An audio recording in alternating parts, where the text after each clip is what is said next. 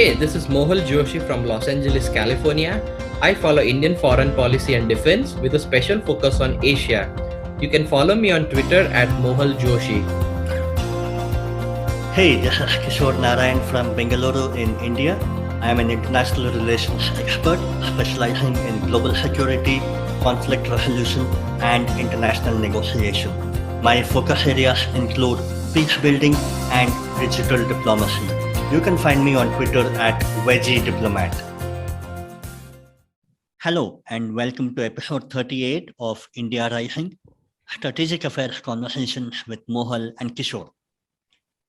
In this episode 38, we look at the twin crises plaguing India's neighborhood, Pakistan and Sri Lanka, the economic crisis in them, which have now metamorphosed into political crises, and how India is dealing with them. But before we delve into them, we urge you, the listeners, to subscribe to our channel India Rising, wherever you are listening to us. Also, if you are listening to us on YouTube, don't forget to press the bell icon to be notified about our new episodes. And lastly, if you have not left us a review, we urge you to do so, as it helps other listeners like you in finding us. Now let's get started with today's topic. Two countries in India's neighborhood, Pakistan and Sri Lanka, are faced with economic crises and have slowly taken the shape of acute political crises.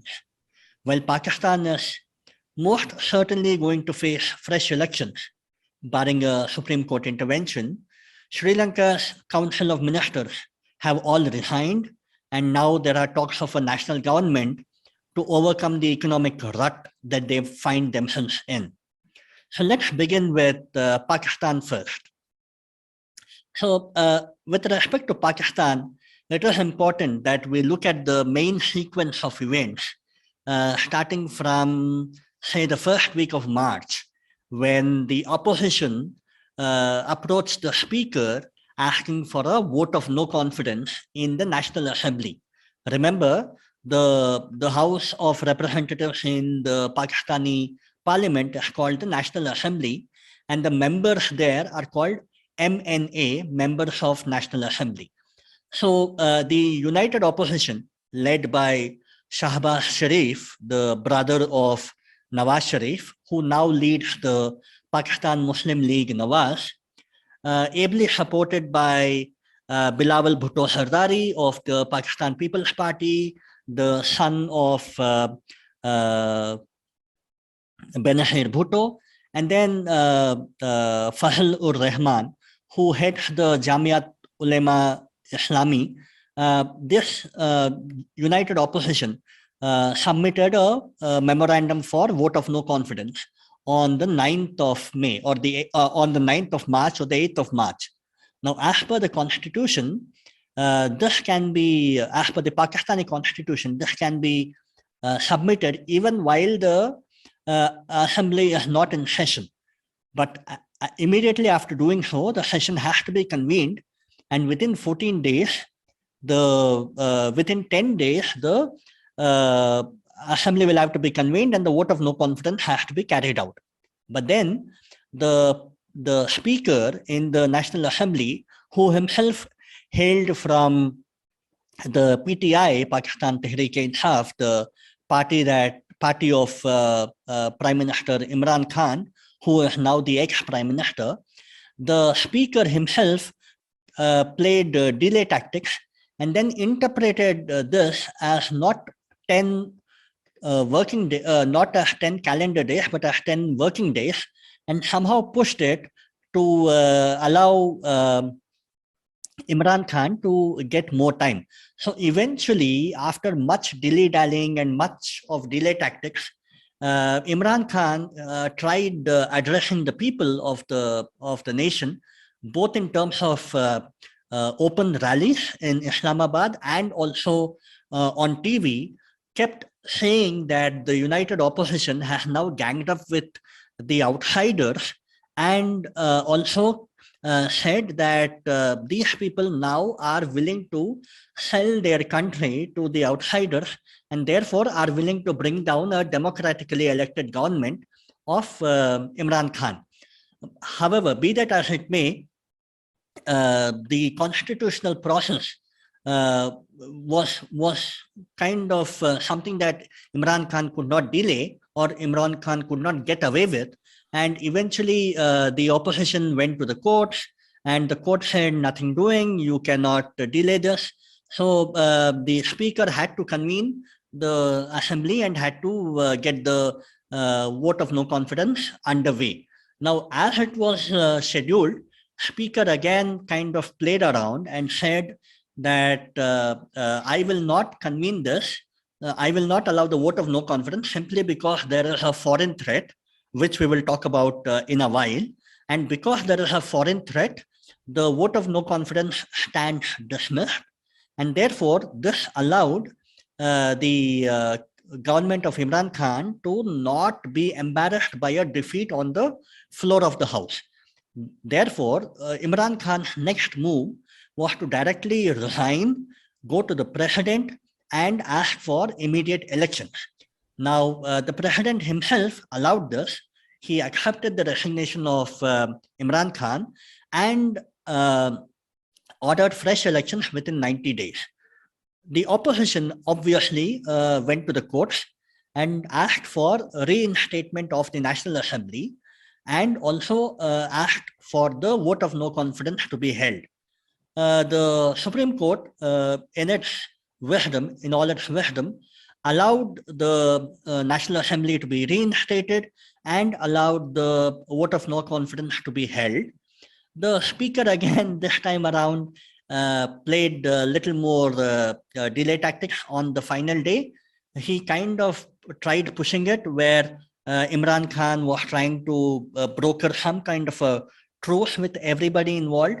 But while that was not happening, eventually late in the night, the speaker himself resigned, and the chief of the Senate committee, chairperson, he had to conduct the proceedings of the House. And eventually the vote of no confidence was tabled, and the joint opposition showed enough numbers, 174, whereas the majority mark was 172.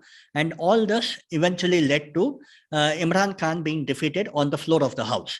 So this was the political play in process in Islamabad and Rawalpindi during the entire month of March, where obviously Imran Khan tried to avoid the inevitable for as long as he could.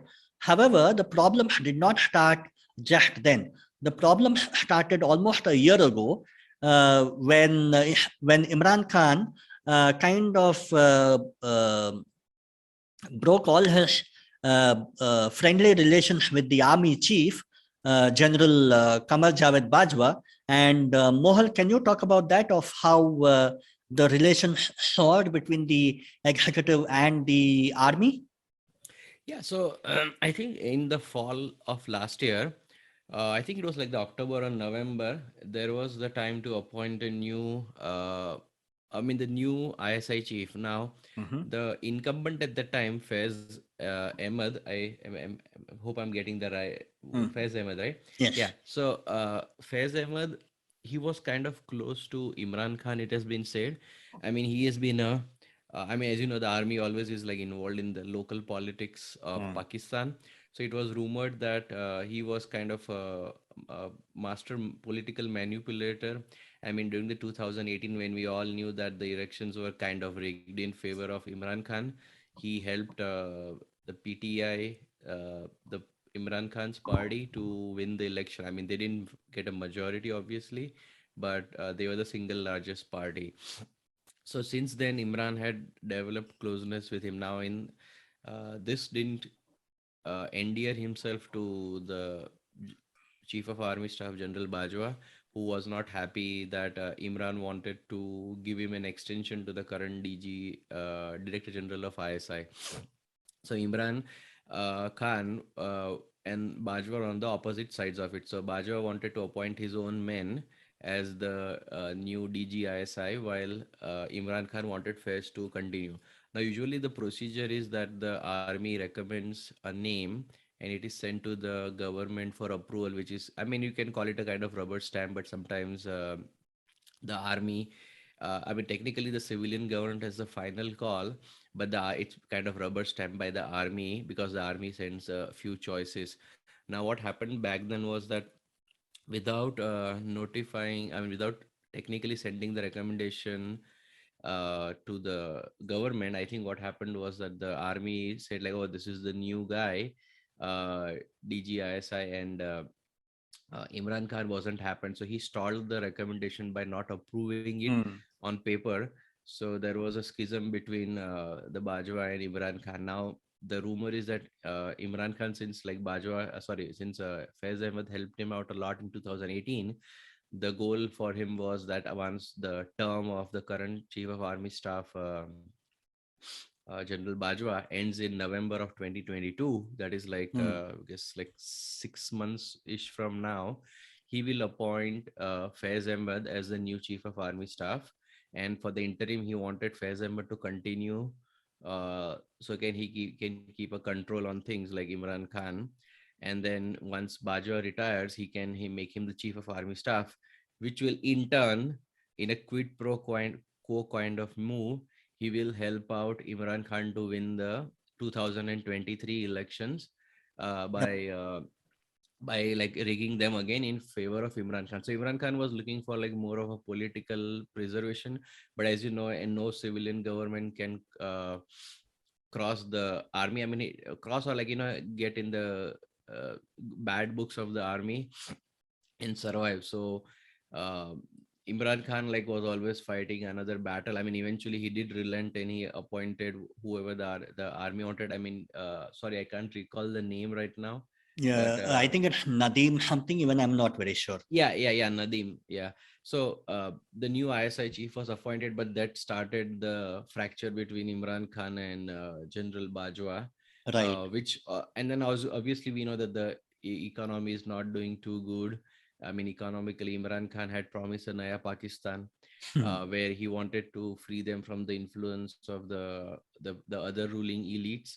So he came in onto the like as a sort of, I mean, some people might call it, and those are their words, not mine, like a fresh of breath here into Pakistani politics. Hmm. But I mean, if you look at the economic situation, I mean, just today I read an article that uh, they are like 6,000 megawatts short of what they wanted to produce. I mean, the demand was 21,000 megawatts, but they can only produce like 15,000 megawatt of electricity.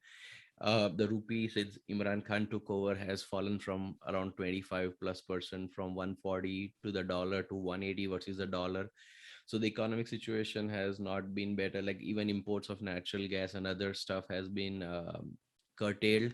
I believe like last year they wanted a new loan from Saudi Arabia, but what ended up happening was they was given to Pakistan under very strict circumstances, where a non-repayment of loan meant they could demand the entire principal Hmm.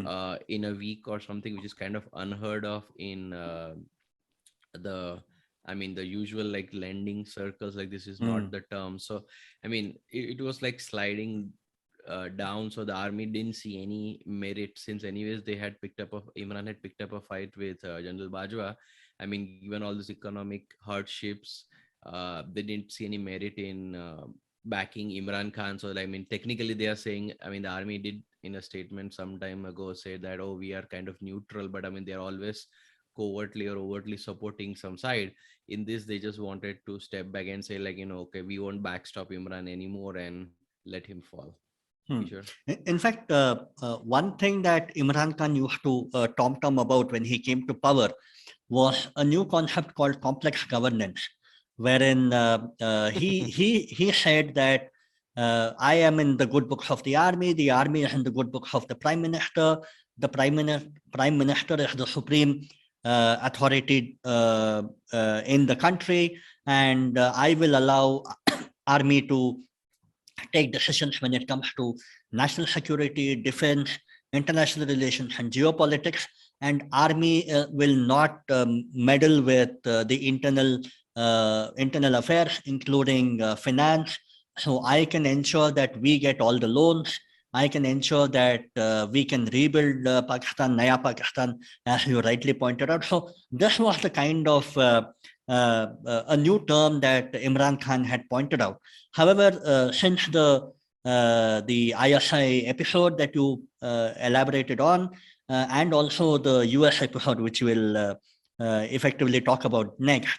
I think this arrangement kind of fell apart, and obviously, army also wanted to see the back of Imran. Mohal? Yeah, I mean, even like the army part, I mean, even the national security and external affairs, I mean, Imran, I know he waved this famous piece of paper, or now infamous, whatever you want to call Mm-hmm. it, like saying there was a conspiracy against him Hmm. by the United States. And I think you can go into the details Hmm. later Hmm. on, like Hmm. with the what was supposedly reported. But like the army wasn't too happy. I mean, they know that America has been their benefactor, even though they had disagreements on Afghanistan withdrawal and stuff Precisely. there Yeah. forward. The army wasn't too happy that it was messing up relations with United States. So that also meant like Imran had to go because he was just making life tougher for the army. Hmm. And one last thing about the opposition dynamic. So I mean, the veteran Pakistani journalist Hamid Mir recently said that uh, like around 2 years ago, I believe in 2020, like the opposition wanted to move a vote of no confidence. But what ended up happening was that the opposition was not united. I mean, we have the Hmm. Bhuttos and the Zardaris on one side and also the Sharifs on the other side. So there was no kind of opposition unity. So Imran was, I mean, as per like Hamid Mir, he even goaded them saying like, hey, if you are so confident, why don't you bring a vote of no Hmm. confidence? So at that time, they were not able to do so because there was no kind of unity. Hmm. Now the opposition, I mean, all the I mean, whatever you want to call it, like a Mahagatbandhan of sorts or whatever, like Hmm. disparate groups which were fighting each other just to see the back of Imran united in early 2022, and they took up the challenge that Imran threw at them 2 years ago to say that, hey, okay, we want to see the back of you for short term, we will reconcile. And I mean, I don't know like how long this new government lasts. I Hmm. mean, anyways, we have election in 1 year, so maybe there might be elections sooner than that. But they just ganged up and they said, okay, we'll get rid of Imran, and even some of the allies at the last moment defected from Imran's alliance to Yep. vote. So, Yep. Kishore, sorry if you want to make a point. Otherwise, I was thinking like if you could elaborate on this famous piece of paper and what happened with United States in the Yeah, background. yeah, yeah. One quick point before we jump Mm-hmm. into that. I think it was quite obvious that when the opposition kind of came together and it was kind of obvious that Imran was not in the good books of the army. I think the opposition also knocked on the army and kind of said that if you are okay, we will kind of bring down Imran Khan. So I think there was some kind of a tacit approval from the Mm-hmm. army Yeah. itself to have this kind of a embarrassment for Imran right in the floor of the National Assembly. So I think this was all well staged by the army and the united opposition, and that is why Imran Khan was not pleased at all. But anyway, now, one more reason why Imran Khan was not pleased, apparently, was just on the eve of no, not just on the eve of Imran Khan's visit to Russia, but immediately after that. Uh, we all know that Imran went to Moscow. He met Putin. This was on the day that, or maybe Russia one day, invaded Ukraine. one day after No, Russia it was had invaded. exactly the day. And when Okay. asked by media persons, like how do you feel? He said, like, oh, it's an exciting time. I mean, like, why would you even use those kind of words? Like, why would you say like when people are dying and even there is a war? I mean, no leader in the right mind would say like, oh, what an exciting time to be here. And I think even the army, supposedly, I mean, the rumors are that they didn't want him to visit Moscow because of the Mhm. prevailing tensions, but he still went ahead with the trip. And I mean, the army Yeah, wasn't too happy with yeah, it. definitely not Imran Khan, who is Oxford, I mean, educated. I don't think exciting times would be apt way of describing his visit. Yeah. So what happened then was just like every other country, US also was not too pleased with its old ally in South Asia, Pakistan, visiting Russia at a very critical moment. I mean, especially because Joe Biden was trying to rally up his alliances all over the world and wanting to isolate Russia during its invasion of Ukraine. So obviously, every ambassador from every embassy obviously would have sent out a note to their masters in DC telling, hey, this government or this prime minister is hell bent on visiting Russia, wanting to expand their horizon, wanting to see the world as a multilateral world, and so on and so forth. And I think as part of that explanation, they would have even quoted that as long as Imran is around, probably we will continue to see this kind of open extending of arms to handshake with Russia. And I think this was something that Imran Khan grossly misunderstood. I think, misunderstood it as an American attempt to dislodge him, and while he misinterpreted it, he also tried to use it for his own political gains. So what he did was he looked at the sequence of events. That letter or that oral threat from the US officer to the Pakistani Yeah, so ambassador. let me just give a background. So Mhm. the officer you're referring to is Donald Lu, Donald Lu, uh, yep, yep. who is the Assistant Secretary of State for South and Central Asian Affairs. Okay. So I mean that's like a joint secretary on Indian level. So I mean if they wanted to deliver a threat, why would they use somebody in, let's say, in India? If I were to threaten my neighbor, I mean I wouldn't be using like the joint secretary level. I mean I would do a much more open statement from the somebody higher up, right? I mean, it's like kind of Absolutely, hilarious. absolutely. So I mean, see, like in the US, whenever they're not happy with an ally, they might send a message that okay, we are not happy with the Imran Khan government. Mm, We would like to see somebody else. But that, I think, I mean, and nobody knows what was exactly said. So Donald Lu said something to the Pakistan ambassador to the US, Asad right. Majid. Mm, Now, I mean, it's like that telephone game you play, like, one guy says something and then the second guy gets to say by that, and then the message gets completely destroyed. Now, it could easily absolutely. happen, even though we're talking about only two links, okay? So the Mm, Donald Lu to Asad Majid and Asad Majid to Imran Khan. mm, But I mean, the amount of distortion in the message would be enormous. I mean, so many times, if uh, the let's say Donald Lu says, okay, I'm not happy with this government, and we wouldn't mind seeing a new government. That doesn't mean that there's a foreign conspiracy to mm, mm, dislodge mm. Imran. I think Imran Khan just extrapolated it way too much, Absolutely, yeah. and he saw a threat from the opposition, so he thought, okay, sub mile. It's like a sub mile hue comment, like Mm. everybody's ganging up to. And the timing also. That apparent threat came on the 7th or the 8th of March, Yeah, and yeah. the United Opposition, they put in a proposal for vote of no confidence the very next day, on Mm-hmm. the 9th of Yeah, March. yeah, So yeah. Imran Khan, for Imran Khan, this was very convenient.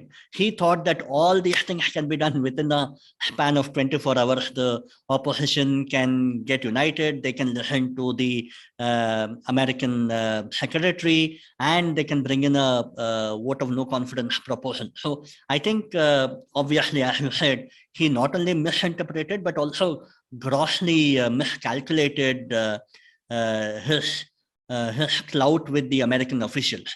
Anyway, Mm-hmm. so while all this was happening, he not only I mean, obviously, the Pakistani ambassador, he brought in his own version, a report, and that report was discussed within the National Security Council. National Security Council in Pakistan includes the Prime Minister, the Defense Minister, the Internal Security, the Home Affairs, and the National Security Advisor, and also the army higher ups. So apparently, even in that National Security Council meeting, as per Imran Khan, everybody kind of were on the same page, thinking that this was an unaccepted needling by the Americans. But again, Imran Khan continues to say that the National Security Council itself was of the view that this was foreign interference and also a foreign conspiracy to dethrone him. So again, this time around, he was now leaning on the National Security Council's recommendations or inferences to make his own political brownie points. Mohal? Yeah, and then I think another point I wanted to bring up is that let's say this conspiracy so-called by Imran Khan happened on the March 7. Hmm, Now the US Undersecretary for Civilian Security, Democracy and Human Rights, hmm, Uzra Zeya, she visited Pakistan, who was hosting the OIC meet on 21st March. I mean, I think there are correct. like pictures online if you see like where I believe the external affairs, sorry, not external, sorry, they call it foreign minister in Pakistan. The foreign minister of Pakistan, Shah he had Mahmud smiling, Qureshi. yeah, Qureshi, like he Shah had, Mahmud Qureshi. Yeah. yeah, so Shah Mahmud Qureshi, he had like smiling pictures with uh, Uzra Zeya. So now the question is, if there was a conspiracy 2 weeks prior to March 7 to dislodge, why was the foreign minister under of Imran Khan uh, invited first of all US Undersecretary to come to the OIC meet, Hmm, and there were like smiling pictures which were tweeted out through official media sources. So if somebody is trying to actively dislodge you, why would you even entertain somebody as low as an undersecretary at such an important, which was kind of prestigious for Pakistan, the OIC meet? It makes right. no sense, Imran Khan just made it up as he went along Hmm, hmm, right. to just exaggerate the threat. I mean, it would be this is kind of uh, a plain worded talk with Donald Lute, with the US ambassador Hmm. Asad Majid. Like, I think it's been just grossly misinterpreted for domestic political consequences True, true. I think these kind of cables, they are sent almost quite regularly regularly. from every embassy back to DC, and obviously Imran Khan thought that this could be a lifeline for him, and Yeah. using the foreign conspiracy angle, he can dismiss the vote of no confidence, and he Yeah, I can mean, continue to stay. I think that yeah, I was a mean, ploy. hmm. Yeah, I mean, even the Article 5 of the Constitution, I mean, when I was reading up on it Hmm. through the other expert, they say like this is like, this is kind of treason. So Hmm, if hmm. everybody committed treason, then you're not supposed to suspend parliament. You're supposed to bring charges and charge them in a court of law. But I Exactly, mean, he and just he just wanted to suspend it. I mean, it doesn't make sense. Like if somebody did treason, why would you suspend parliament? And give reins to somebody else who could maybe not even prosecute those folks. So it was just like kind of ridiculous like that. He just found a straw to clutch on, and I think Imran Khan just absolutely. went with it. I mean, he had nothing else to hold on to, so he made this into the biggest, Yeah, yeah. biggest issue. Like a prestige issue, in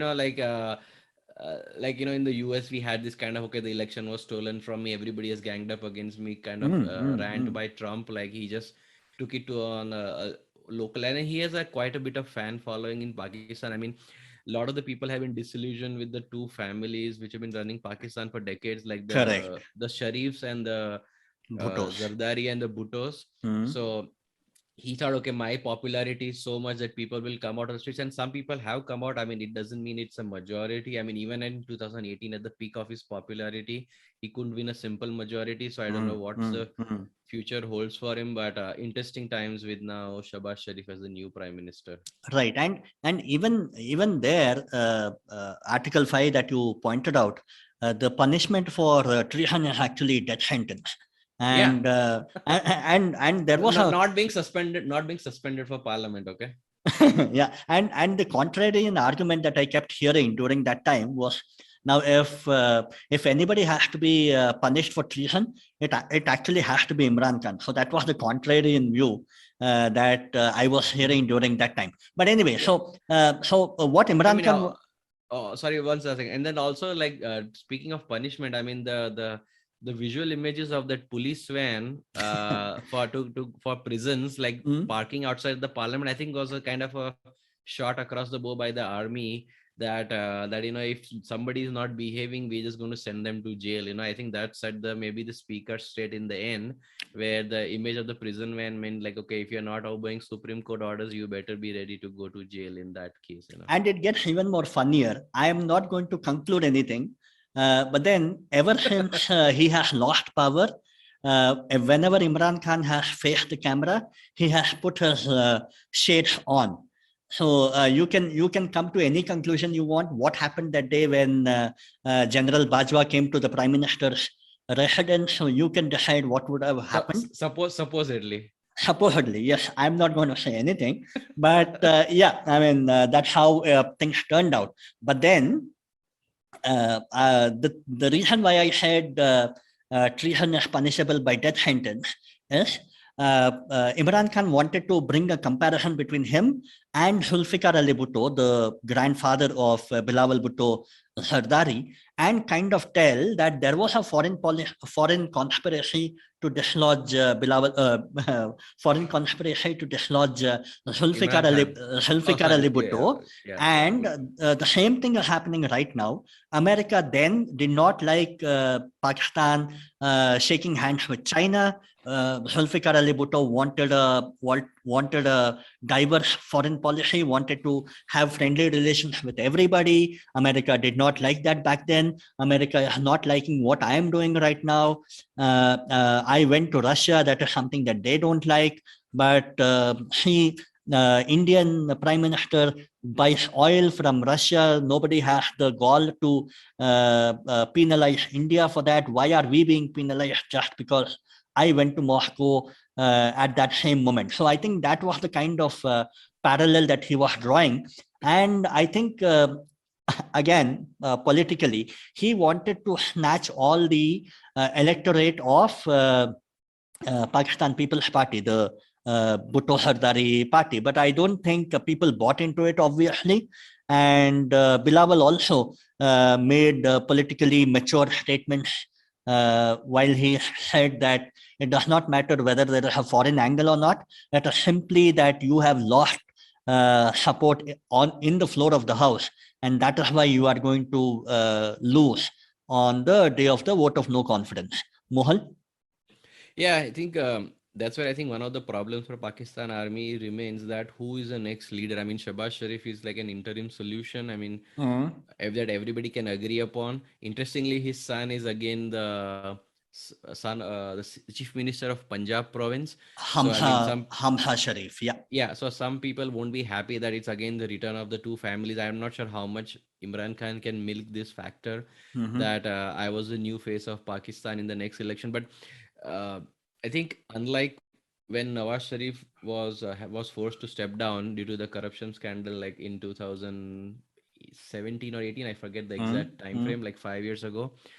The thing was that there was somebody to elect him, but Imran Khan being a one-man show, I mean, technically, the question was being asked is like, why couldn't he step down like Nawaz Sharif and hand over the reins of PTI to a new prime minister, and maybe the allies might have supported him to that end. Mm-hmm. But I mean, Imran Khan being a one-man show, I'm not sure like anybody would have he would have allowed anybody else to become the prime minister. True, true. So, but there also lies another problem for the army. I mean, army usually has found one candidate to back. I mean, usually it's been either the Bhuttos or like it was Sharif in 2013 and Imran Khan in 2018. So, due to a lack of any particular person who they can throw their lot with, I think they're just taking this neutral, so-called neutrals. And even though we know that the deep state in Pakistan is much more powerful than that and can make a pauper king on any given day, so they have to like now figure out like who is going to be the next guy they're going to back, because right now there are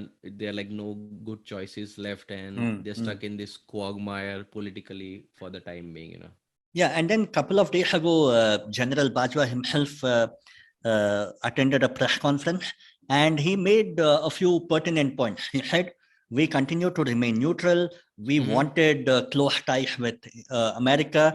Yeah. We do not endorse the view of Imran Khan that there was a foreign conspiracy. Mm-hmm. And again, there was one more point that I forget right now, but I think essentially what General Bajwa said was he negated every claim of Imran Khan essentially. Mm-hmm. So Mm-hmm. I think that way the doors are closed, doors of reconciliation are closed, Yeah. and I think Imran Khan's political career also might be coming to a complete full stop for the time being, Yeah, but especially with all the corruption cases that are yeah. being lodged on him.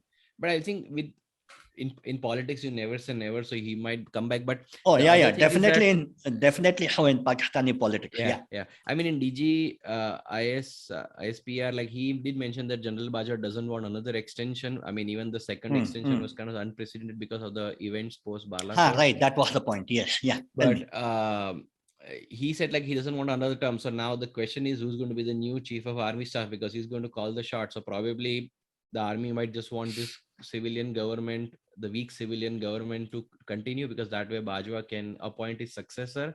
Hmm, And once the transition happens in November 2020, I mean, General Bajwa is making the right noises that I don't want to continue anymore, reportedly. I think once he has his successor, maybe the current Pakistan government might fall after that, because then the army sees no merit in continuing. But maybe General Bajwa needs that his successor to be successfully appointed, even though it's like a rubber stamp process, as we said before, like with the ISI chief. And then maybe after that, the government collapses. That would be my, if I had to bet on some future, like maybe continue till November, this government, and then maybe some political or economic crisis brings this coalition government down, and by the time hmm. Bajwa appoints his so-called successor. So because he doesn't, I mean, he also has another schism with Faiz Ahmed, because Faiz was kind of closer to Imran Khan. Right, right. And even politically, I think whatever has happened was good for the opposition. But going forward, I think this is an even bigger hurdle for the opposition. I mean, obviously, Bilawal Bhutto Sardari made the largest concession when he allowed Shahbaz Sharif to become the prime minister. Mm-hmm. One, Shahbaz Sharif himself would be watching his own back, knowing that either Nawaz Sharif would return or he would want his daughter Mariam Sharif to become the Mm-hmm. next prime minister. So I think that way there would be a sibling rivalry within the party. And while these two are fighting, Maulana Fazlur Rahman of the JUI party, he himself would want to, as quickly as possible, become the president of the Islamic Republic of Pakistan. So I think all these three people would, including Nawaz Sharif, four people, would be busy calculating what their next moves will be politically. And I think that will kind of endorse Imran Khan's view that the opposition was united only until they brought him down. But then, after their infighting uh, continues and there is no future if you vote for them. So I think that is what Imran will be wanting to point out to the electorate. Yeah, I think the Shahbaz, I think is reportedly, I mean, from what I read, is like supposedly he knows what the army wants, so he will try to steer clear of the getting into a new tangle with the army, Mm-hmm. especially with the upcoming new chief of army staff appointment in November. Mm, But yeah, you bring a good point that nobody knows if Nawaz will be able to come back with all the cases pending against him, mm. or will they be washed away now that the army needs the Sharifs back in the saddle. Mm. But I mean, given his history with his brother Nawaz Sharif, who was twice deposed by the army, uh, he will just be cautious to just let it run as things may till the next election in 2023.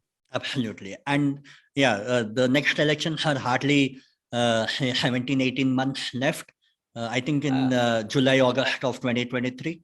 yeah, I think it's in. I think the last time it was held in yeah, July, August. So July, like, I yeah, mean, actually, it would make it 15 months, right? Not even 18 months. So correct. Yeah, much earlier. Exactly. Yeah. mhm, So mhm. everybody would already be in election mode, knowing very well that what positions they hold now are only temporary in nature. Yeah, so I think that is what we wanted to discuss about Pakistan. You have any closing comments about Pakistan before we move on to Sri Lanka? No, I guess, I mean, the main thing is the economic crisis also has to be washed. I mean, as we'll cover in Sri Lanka in a couple Hmm, of hmm, minutes. hmm, hmm, I hmm. think stabilization of the economy, because a lot of the fuel subsidies were given by Imran Khan. Now, whether they can be sustainable or they Hmm. face a kind of crisis like Sri Lanka is to be seen, like Pakistan, you know. Yeah, FATF grey list continues to be a burning issue for them. They are just not able to get out from there. One, somehow the army kind of got a concession from the Indian government about implementing the long pending ceasefire. So I think that was a small victory for them. The other one, again, as you rightly pointed out, was the IMF bailout, whatever they can. And again, while Imran Khan was in power, just because IMF was forcing them, the PTI government had, I think they had made a huge tax increase by passing a law in their National Assembly without taking the opposition into confidence. So I think that is how IMF sword hangs over their head, and the new government also will have to toe the line laid out by IMF. Yeah, I think I mean, we talked a lot about the political crisis, but the economic crisis is going to become as worse, if not, uh, I mean, more severe than Sri Lanka in the long Right, run. I think right. that will be the biggest challenge of the new government. I mean, as we see, like all across the globe, there are a lot of Mm. economic crisis popping up. So Yep. Okay, let's move on to Sri Lanka. We'll focus on what's happening there. In fact, as we record, it's Easter Sunday. And when we talk of Easter Sunday and Sri Lanka, we all are reminded of the Easter Sunday bombings that happened in Sri Lanka. And we had an episode where we covered that event quite elaborately in one of our earlier episodes.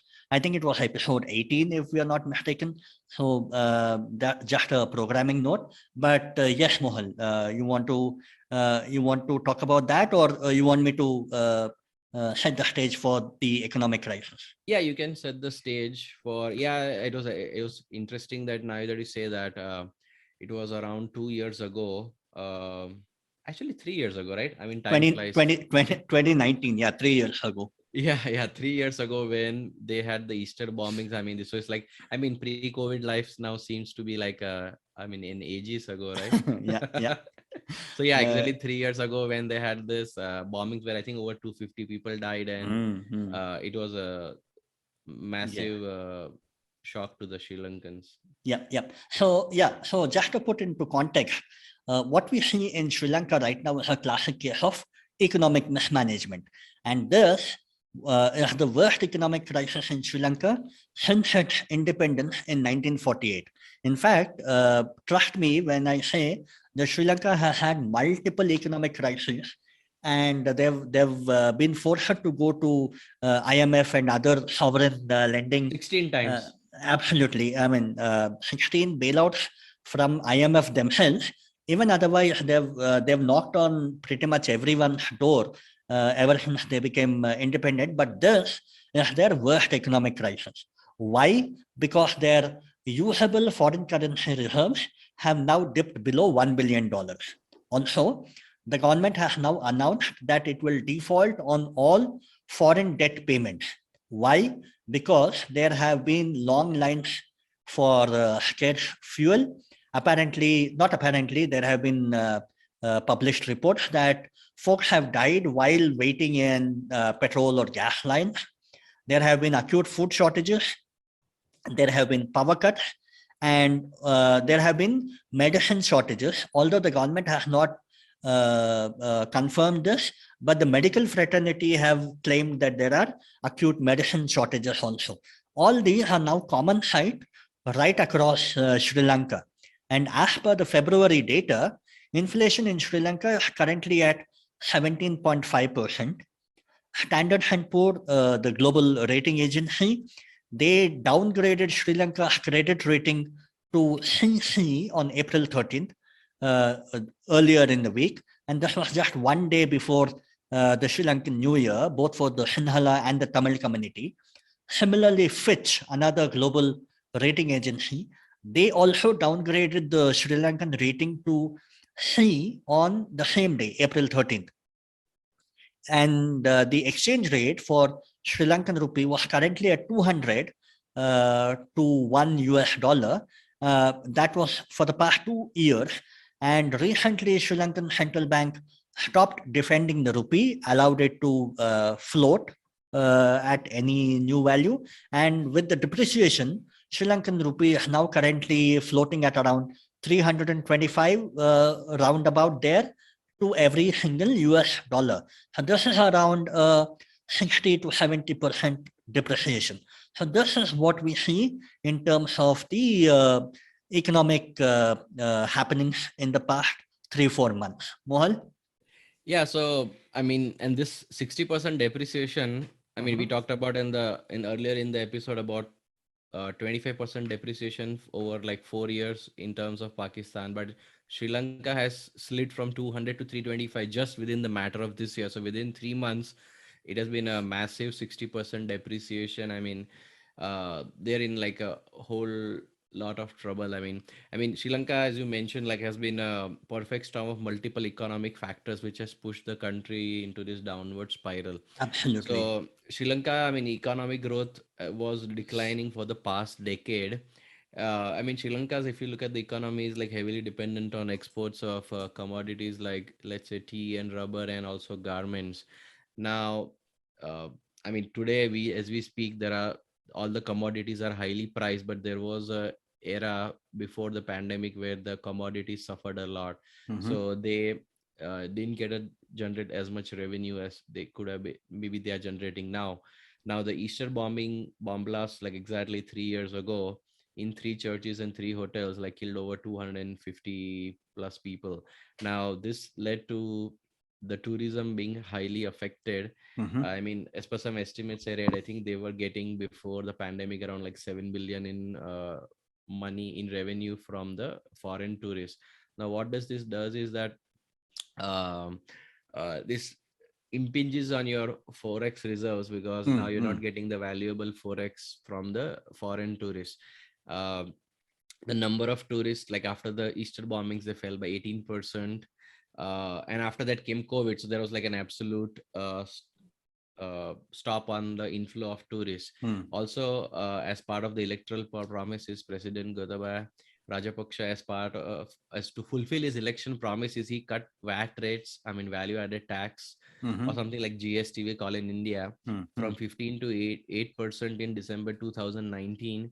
Also, a cess or a tax of called nation building tax of 2%, and some other miscellaneous indirect taxes were abolished.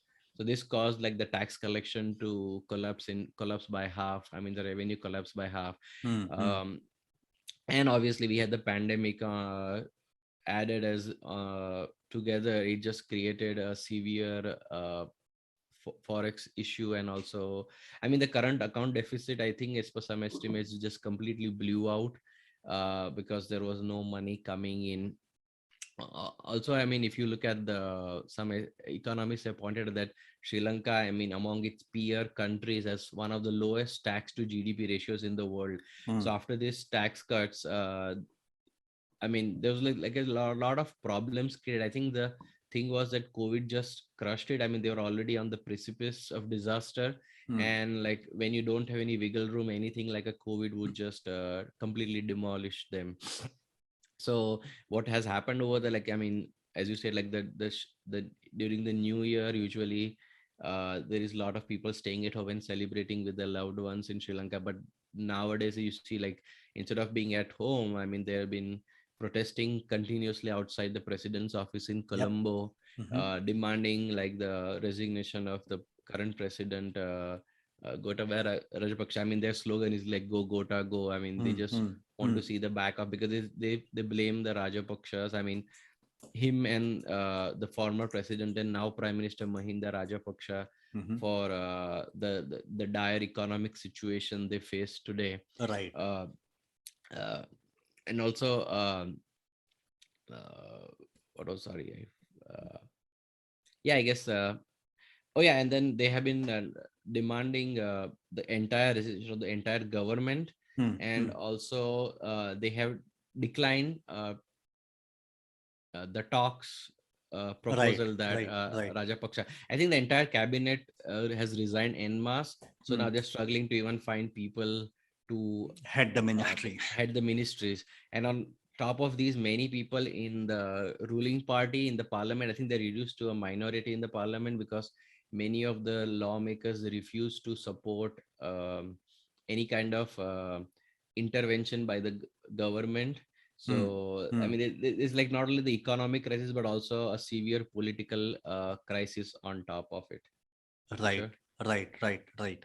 Okay, yeah, just another thing was during COVID, during when the pandemic struck, I think there were low remittances also coming into the country Yeah, yeah. by their expat community, by their immigrant population who work in the Gulf and other places. So I think every input source or every source of money they could make, obviously they saw taps run dry for them, and that is how they are in the current situation that they find themselves in. But then the recent event of the Ukraine war, that in itself has kind of forced them into greater difficulty. How? Ukraine war has increased prices of commodities. We all know that. Fuel is quite high. Even other commodities like wheat and other essential commodities, they all are, the prices have hit the roof. But then not only Sri Lanka forced to pay more there, also surprisingly, Mohal, this was something that I got to know while I was researching for this. Russians and Ukrainians are the first and the third largest tourist blocs visiting Sri Lanka last year. I didn't know that Russians would come to Sri Lanka, or even Ukrainians for that matter, Yeah. would come to Sri Lanka. So I I always thought think it would be Indians, right? I mean, we live next door, we have a lot of money, so it would be Indians. maybe we are second or maybe we are fourth, or maybe even if we are there, we don't spend as much as the Russians or the Ukrainian. But yeah, I think this was a surprise for me. So now that there is a dip in tourism after Easter bombing that you spoke about, COVID war, and now Ukraine war, obviously the tourism sector, which is part of the larger services sector, in itself is around 60% of the Sri Lankan economy. This kind of does not bode well on how the Sri Lankan economy would fare in the current financial year, with nobody from Russia or Ukraine traveling to Sri Lanka in this year. So I think this is how a war somewhere in faraway Europe kind of messes with the Sri Lankan economy. So that was one. Another, again, was a kind of a very ill thought out policy decision of fertilizer ban. What is this fertilizer ban? Suddenly, by in all the wisdom of the Sri Lankan policy makers, they thought that we will switch over to organic farming, and as part of it, they imposed a fertilizer ban and wanted a full switch to organic fertilizers. Now, this they wanted a out and out sudden switch, and as part of the sudden switch, this ended up becoming a this led into a scarcity of agricultural produce. So much the Sri Lanka, which traditionally exported rice, had to import 300,000 tons of rice from India and Myanmar in February this year. The other important crop for Sri Lanka, which you spoke about, the Ceylon tea, itself was devastated due to the fertilizer ban. Now, obviously, the entire decision was not thought out properly, and then eventually they did a U-turn on fertilizer ban, and they said, let's allow fertilizers to be used so that we can at least have agriculture sector work for us. So, but then the agriculture sector itself is hardly around 1 or 2% of Sri Lankan economy. So even if you have the agricultural sector back on its feet, I don't think that will support the entire nation's economy. So Yeah, I mean, it was like a totally harebrained move. I mean, usually you introduce it slowly, and if you see good mm, results, you might implement it over a course of few years. I mean, such a move in middle of a pandemic.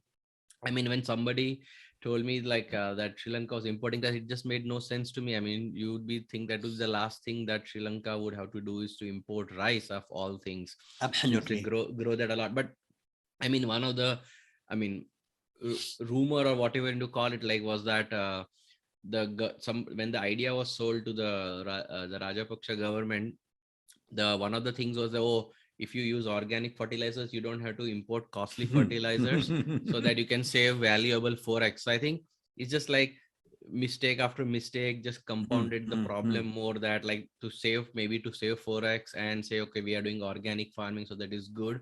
hmm. um they just created a bigger problem. I mean, including spending. I mean, when you have valuable forex being spent for importing something like rice, Mhm. obviously you're not going to have enough to import other commodities like fuel. Right, Kishore? right, right. Yeah, just another point to elaborate on the tax cuts that you mentioned about.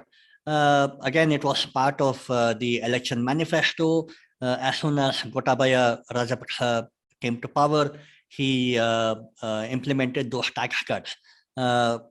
By some accounts, the tax base also reduced by around a third. The revenue, the tax revenue itself came down by about one third, but there are other reports which say that the tax revenue came down by about a half. In any case, after this, the Sri Lankan central bank had no other option but to recklessly go about printing money. But then this was a common phenomenon witnessed around the world in the aftermath of the COVID-19 pandemic. But then Sri Lanka itself had its own troubles.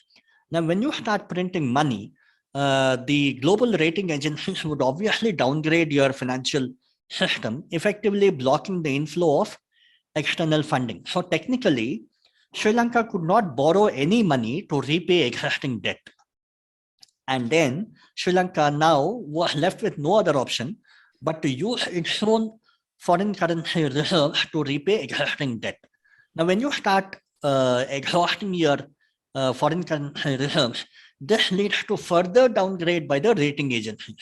So one step led to another, led to another, led to another, and eventually Sri Lanka is now in the state that it is, where it was even not able to pay its foreign debts. Mohal, Yeah, I think this is similar to the situation that India faced in like 1991, where balance we of had, payments. Mhm. yeah, balance of payments crisis, where we only had forex enough to cover, I think, a couple of months of imports, and that's Mm, when mm, mm. former Prime Minister Narasimha Rao liberalized the economy and opening the economy. But we were in this similar situation where I think even some of the gold, I think, had to be mortgaged or Mm, mm, to mm. raise additional money. So I Had to be mean, taken out of the country to London, I believe. mhm, Yeah, mhm. yeah. So this is the similar issue that Sri Lanka is facing, a massive economic crisis. So coming to the debt repayments, I mean, Sri Lanka technically will need about, like, as per estimates, like 3 billion in external assistance within the next 3 months to help restore supplies of essential items, including like fuel, medicine, Mm, as per like its finance minister on like yesterday. Now the Sri Lanka is saddled with like I think around 25 billion in foreign debt, which has to be repaid over the next 5 years. But interestingly, out of that, 7 billion is due just this year. So I mean, they are in talks with the IMF to uh, restructure their debt and see what kind of benefit do get. But in the meanwhile, they have turned to China and India for emergency loans. Uh, Basically, I think India has, I think they mentioned that I think we had given them a $500 million loan mhm, to for fuel imports, and also there was a talk that we would lend them an additional 2 billion mm, to mm. tide over this crisis. Now, Line of, yeah, yeah, line of yeah, credit. line of credit, but I think the 2 billion, I don't know if it's a loan or a line of credit, but that's Mm, what they want to try. I mean, and they have, as you said, like I mean, technically they have defaulted on their debt, because they say that the forex reserves are under 2 billion right now, and they mm, want to keep the money on the side to import essential items mm, and not use it for repayment. So technically it has, I mean, you can say it has kind of triggered a kind of a default. So in that case, borrowing new money is out of the question, because mm. when you're in default, I mean, the interest rates charged to you would be astronomical. True, So this true. is, I think, that time where India should step in and help out the Sri Lankans to a large extent, because otherwise they will be settled with even more higher debt, let's say from the IMF or Mm, uh, other sources. I mean, now Sri Lanka has to do the hard process of sitting down with its creditors and say, okay, maybe, I mean, should they get I mean, technically a haircut, I mean, which is like a reduction on the principal, or can they renegotiate to a lower rate? But there has to be like hard work done, that now they have defaulted, like how they can rework to something more manageable for Sri Lanka mm, mm. going forward. Yep. And I think obviously their talks with International Monetary Fund (IMF) is scheduled for this week. But then it was quite surprising that while they were about to go to IMF, they also announced that they would halt their foreign payments. So I think this raises more questions than provide answers as to why did they do that right before they would go to IMF.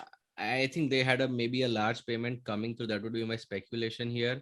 Mhm. Because I mean, when you are so low on reserves, I think it's better to just halt the payments and just negotiate that if we can get something. I know that the problem now is now raising new money because you're technically in default, so nobody's wanting to lend you at a True. reasonable rate. Yep. Okay, so while I was looking at all this, I also looked at what factor did the Chinese loans have. Now, contrary to popular belief, Chinese debts are not actually the largest constituent of foreign debt for Sri Lanka. Chinese debts are actually around 23%. But then 40% of foreign debt has been issued by international sovereign bonds. So this somehow is like this is actually contrary to popular belief. But then there are other accounts who also say that the Chinese debt is actually quite low and is just around 10 to 11%. So the jury is out in the open. We still don't know what is the actual Chinese influence. Be that as it may, it's quite evident that the Chinese debts have been invested on projects that did not have significant returns to begin with. Some examples that we all know and popularly known are the Gotabaya Rajapaksa International Airport just outside Hambantota, which has the ignominy of being the emptiest airport in the world. The Lotus Tower, the tallest structure in South Asia, being empty even after being completed. The Hambantota port, which was built on the promise of around 10,000 ships annually, had to be leased to the Chinese for 99 years, since it was receiving only around 50 to 60 ships every year. So I think these were the kind of white elephant projects that the Rajapaksa government entered into negotiations with the Chinese. The Chinese were happy to do this. They did not care for return on investment for the Sri Lankans. They were only happy with their loans and Sri Lanka becoming their vassal state. So I think that way, although the loans may not be that big, but all these debts are on projects that don't have significant returns to begin with. The other thing that we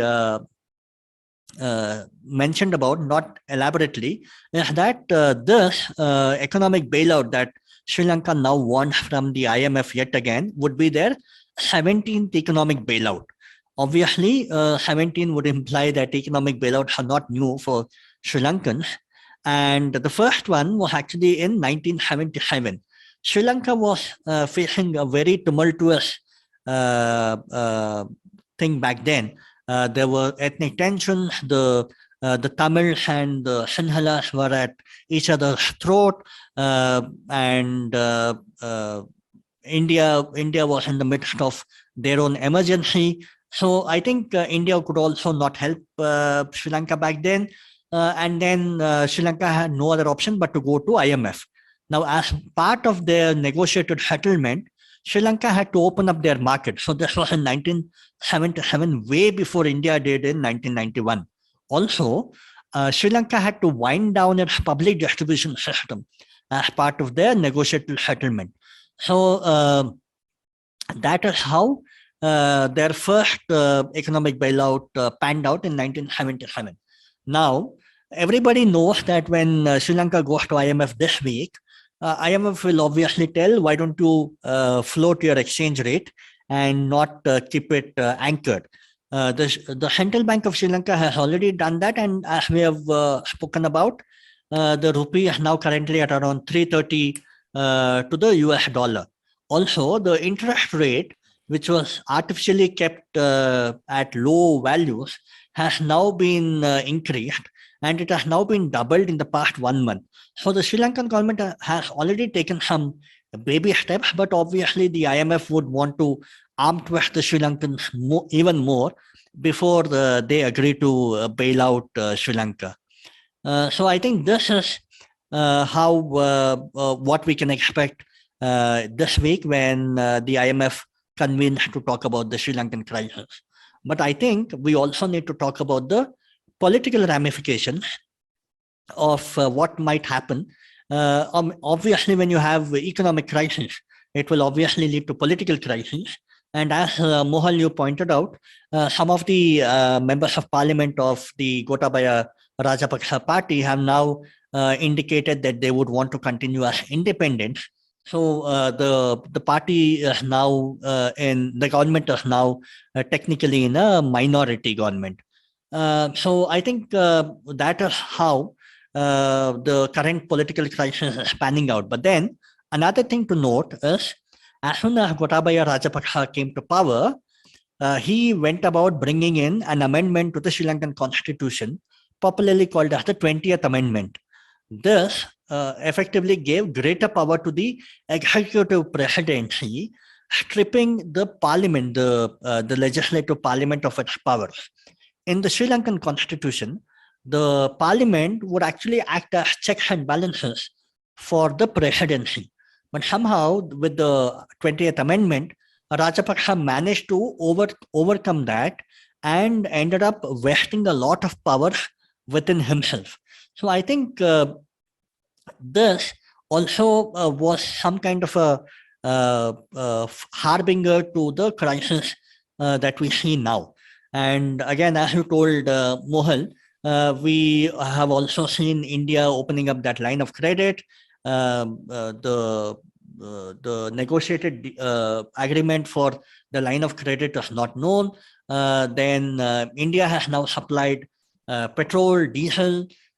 Indian High Commissioner has said that we will continue to supply more and more fuel supplies to Sri Lanka, possibly to the extent of 270,000 tons. So I think India will continue to stand with the Sri Lankans, ensuring that they don't go hungry. Also, I think India is sending ships loaded with sugar, rice, and wheat, all those that India itself has in surplus of. And all those will be to ensure that the Sri Lankan population is not affected by all this. Mohal? Yeah, I think this is a good time for India to show that being the big country in the neighborhood Mm-hmm. to earn some goodwill by helping out the Sri Lankans. I mean, 2 billion is not a small amount, but it's pittance income terms of the goodwill that you could generate. And Absolutely. since China has been making a lot of inroads, this is a good time for India to step up and show that it means business when the government says neighborhood first. And So sorry to interrupt. Even the former cricketers like Roshan Mahanama, Mahela Jayawardena, and even some Buddhist monks who are politically quite powerful, all of them have applauded India's efforts and have been open in saying that India has played the big brother's role quite well, and all of them are now gunning for Rajapaksa himself to be brought down. Sorry, Mohal. Yeah, I think Rajapaksa wanted like the opposition to join his unity, like kind of a unity government, but they Mm-hmm. all know that Rajapaksa is vulnerable now, so I don't Mm. think anybody is wanting to join the government. True. And to the larger point of India helping out, I mean, as long as I think the loans are not used to repay Chinese debt, I think India should be okay. Mm. I mean, they are in a terrible economic crisis, so the main larger goal is to help them out. I think India has provided, I think, not only loans but also currency swaps where they could use Indian rupees in Mm. lieu of Sri Lankan dollars to make payments to Mm. all Mm. their Mm. debtors. I think it also shows the importance of like I mean India has a lot of its debt in denominated in rupees. Mm. Now when the currency depreciates, you have the twin crisis that you have like falling revenues on one side plus your currency depreciates. So making those interest payments becomes much harder, and this is a lesson for India that should denominate as much of its debt in rupees as much as possible, so even if it depreciates, you could at least pay it and you don't get killed by the exchange rate. True. True. True. Yeah. And you want to talk about how uh, uh, India also is trying to help Sri Lanka push their payment of dues to Asian Clearing Union. Yeah, so according to sources, like India is willing to commit another 2 billion, as I said before, Mm. while supporting the island nation with fuel. Mm-hmm. Sri Lanka was thinking was that it was seeking India's help to roll over some of the 2 billion in dues, Mm. uh, especially those owned to the South Asia focus Asian Clearing Union. Okay, okay. So I think that is where things stand as of now. Politically, though, Gotabaya Rajapaksa and his brother, they came to power claiming that the earlier president, Maitripala Sirisena, who had come on the backdrop of unity government, wanting to heal the open wounds after the civil war had ended, wanted the Tamils and the Sinhalas to forget the past and make a new beginning, but somehow Maitripala Sirisena's administration or his legacy was not something to talk highly about. And that is what the Rajapaksas wanted to milk. And they obviously said, hey, you know what, with Sirisena around, they would invariably pamper the minorities, the Tamils, and the Sinhala would be left out. And I think on this backdrop, the Sinhalas kind of fell for it, and they voted en masse for the Rajapaksas, both in the presidential election of 2019 and then the parliament election in 2020, when Mahinda Rajapaksa won quite convincingly and became the prime minister. So I think that was the political backdrop of how they came to power. But with this kind of an economic mismanagement, and even the Sinhalas wanting to see the back of the Rajapaksas, I think again this will be difficult for the Rajapaksas to tide over. And I don't think I see no way that they can continue and full and complete their term of 5 years. And they will be forced to resign, if not right away, maybe within the next 6 to 12 months. And there might be some kind of a political churning as well, because the anger that we see in terms of the protests on the street, they are actually leaderless right now, and every attempt by the opposition, Sajat Premadasa and the others, of trying to piggyback on these protesters and wanting to gain limelight, I think that is not something that the protesters want to encourage. And they have pushed the opposition away, telling this will continue to be leaderless protest. So I think it leads to interesting times going forward, and we need to see what kind of political vacuum is created, and who grows in stature to fill in that vacuum. Mohal. Yeah, I think the other question is like even if they resign, I Mm-hmm. mean somebody was pointing out that if they have to hold fresh elections, I mean they are already in an economic crisis, they don't have power, they don't have money, so how are they going to finance the new election? So it's going to be Mm-hmm. problematic that even if the opposition wants a government to go, I mean there has to be new elections, and for that they need money. I mean apparently some board exams they wanted to conduct and they didn't have enough paper, so they were cancelled. So I Exactly. mean, Yeah. just with voting, you need a lot of paper, right? So and the money to finance it. So in the short term, as you said, like the Rajapakshas might be hanging around, but long term, nobody knows Mm. who will form the next government. But they might be forced to resign. But right now, the situation is so bad that uh, somebody has to stay in charge to tide over this crisis in the next few months. And geopolitically also, the Rajapaksas were the only political party or political family that were close to the Chinese. The Premadasas or the Sirisenas, they were not pally-pally with the Chinese. So I think this is a huge blow for Chinese also in terms of maintaining their interest in the Indian Ocean region But overall. I think Rajapakshas, like in the first term, obviously they were close to the Chinese. It's an open Mm. secret. Mhm. But I think in the second term, they made the amount of right noises and they met with the current government in New Delhi. And Yes. I think they wanted to, I wouldn't say like correct, but like recalibrate the relations with New Delhi, because they realize that I mean that they were not very well liked in Delhi in the Hmm, first hmm, term. hmm, hmm. So they wanted to make sure that India is the big boy in the neighborhood. So they have to keep good relations. So I think they were not that pro-Chinese in the second term. But I mean, as you saw, all these economic missteps have led to the crisis up to this point. So while not being too anti-India, I mean, they still realize that. They have to stay close to it. So whoever comes, whether it be Rajapaksa again or let's say a Premadasa or some other political party, they have to rely more on. And then India has to also hold up its end of the bargain to help out as much True, I true. mean, like a 2 billion loan, or even if you, let's say, even if you had to take care of the 7 billion this year, I Hmm. mean, for a $3 trillion economy, it's like peanuts. I mean, technically, we could have them pay us back in like nominal terms over the long term, but I think Yep, this yep. is the time to like cut the Chinese influence even more in Hmm. Sri Lankan circles Yeah, uh, versus ever before, you know.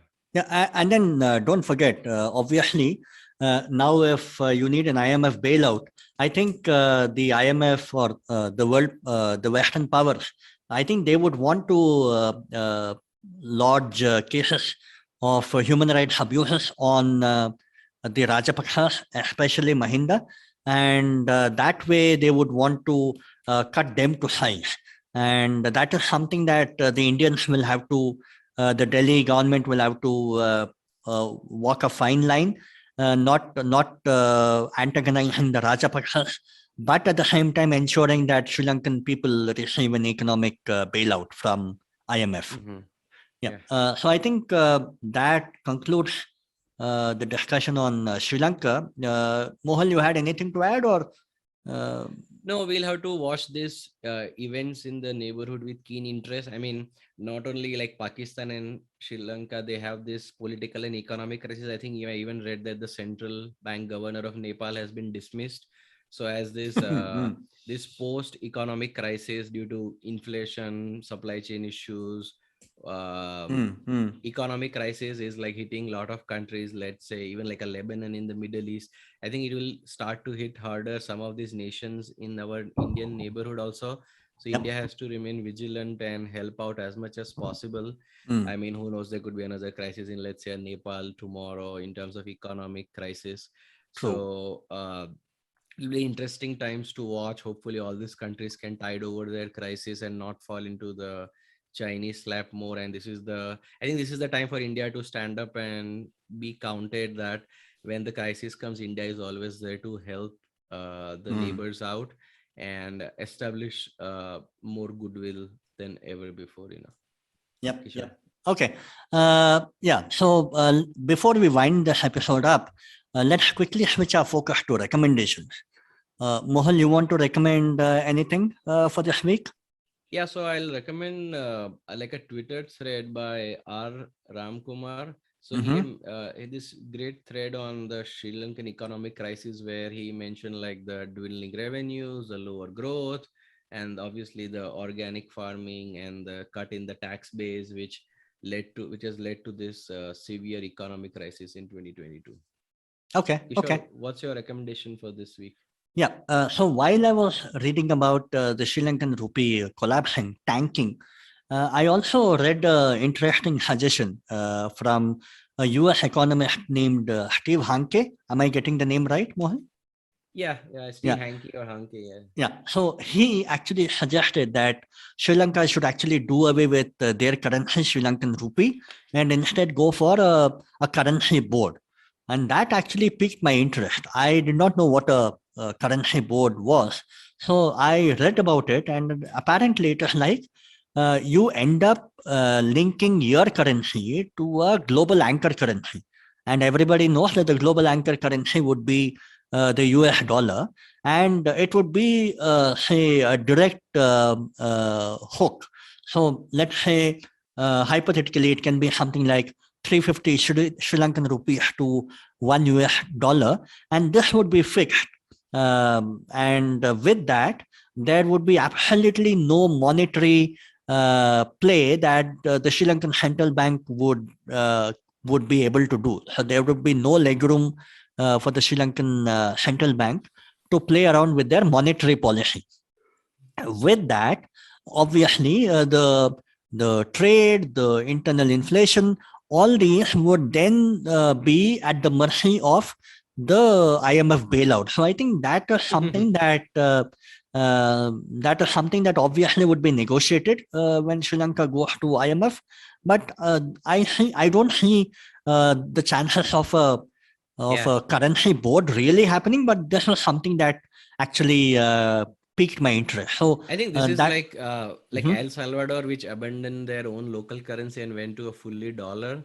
Absolutely, So, yep, but then yep. you're at the mercy of like how much dollar. Like if US prints another trillion of dollars, it depreciates their currency. It doesn't help out the local country. So I think this is like a very typical Western economist idea, which Exactly, exactly. usually doesn't work out well for the poorer countries.